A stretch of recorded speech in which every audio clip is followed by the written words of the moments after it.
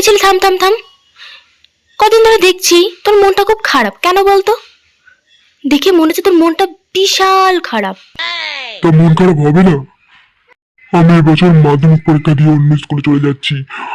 এইটা দুটো মাল আছে।